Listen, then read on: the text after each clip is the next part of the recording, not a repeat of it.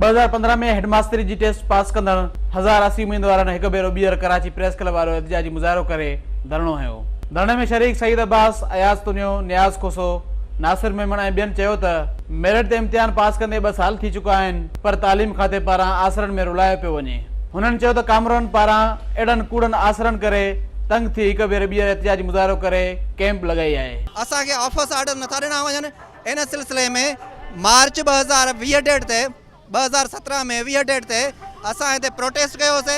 हिते press club में special secretary खे डिपार्टमेंट तरफ़ां हिकिड़ो नुमाइंदो करे असां ॾांहुं मोकिलियो वियो हुयो। स्पेशल सेक्रेटरी सैयद ज़ाकिर अली शाह साहब उहो हिते असां सां आयो, असां सां ॻाल्हि ॿोल न कई, असांखे पंहिंजी डिपार्टमेंट में वठी वियो। उते उन क़ुरान शरीफ़ ते हथ रखे इहा ॻाल्हि कई त तव्हांखे असां 1 अप्रैल ताईं ऑर्डर्स ॾींदासूं। असां 1 अप्रैल ते उन ख़ातिरी जे बावजूदि उहो असां एहतजाज ख़तमु कयो ऐं वापसि पंहिंजे घरनि ॾांहुं वियासीं।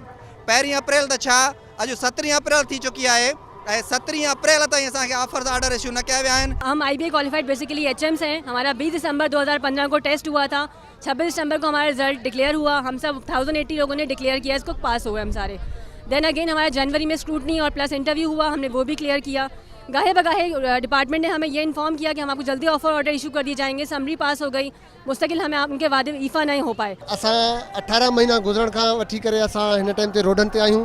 कॾहिं असां कश्मीर में मुज़ाहिरा कयूं पिया, लाड़काणे में मुज़ाहिरा कयूं पिया, शिकारपुर में, सिंध जे हर कुंड में असां मुज़ाहिरा कयासीं, पर असांजो आवाज़ उन्हनि खे ॿुधण में कोन आयो।